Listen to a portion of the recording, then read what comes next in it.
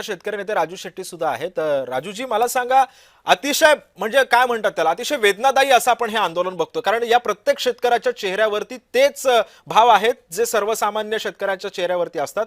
कष्ट करतो, एवढं उन्हापासून, एवढ्या वातावरणापासून ते कांद्याचं पीक आपण वाचवतो आणि शेवटी मिळतं काय, आपल्या पदरामध्ये पडतं काय, अतिशय कवडीमोल भाव। ज्या कवडीमोल भावाचे आपल्या कष्टांची ती कधीच परिसीमा गाठू शकत नाहीत, अशा पद्धतीचा भाव सध्या केंद्र सरकार का का खेळतंय भावनांशी कांदा उत्पादक शेतकऱ्यांच्या? काय काय काय सांगाल या सगळ्या संदर्भात? खरं तर हे जे काही आज कांदा उत्पादक शेतकऱ्यावर संकट आलेलं आहे, आसमानी आणि सुलतानी दोन्ही आलेलं आहे।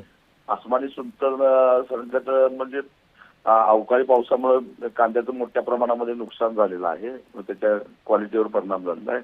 आणि सुलतानी म्हणजे ज्यावेळी कांद्याला चांगला भाव होता त्यावेळी निर्यात बंदी लावली, निर्यात शुल्क वाढवलं, कांद्याला भाव मिळून दिला नाही, सरकारनं स्वतः खरेदी केलं नाही आणि जे काही थोडंफार खरेदी केलेलं नापेडनं परत मार्केटमध्ये विकून त्याचेही भाव पाडले।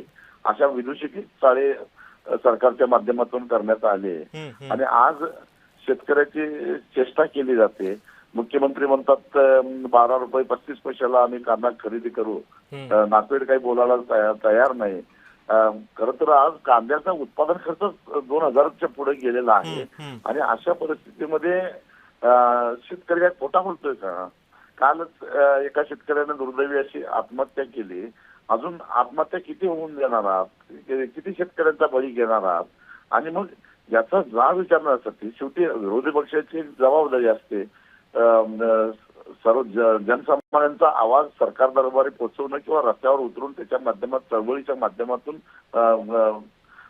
बहिऱ्या आणि मुख्य असणाऱ्या सरकारला ऐकायला लावणं आणि बोलतं करणं हे कामच असतं विरोधी पक्षांचं।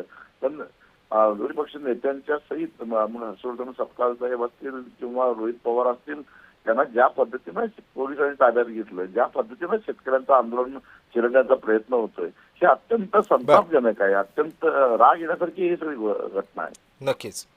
धन्यवाद राजूजी, तुम्ही जय महाराष्ट्र सोबत तुमची प्रतिक्रिया दिल्याबद्दल। त्यामुळे आपण सध्या पाहतोय की चांदवडमध्ये मवियाच्या नेत्यांना पोलिसांनी ताब्यात घेतलेलं आहे। हे आंदोलन आता सध्या तिथे सुरूच आहे।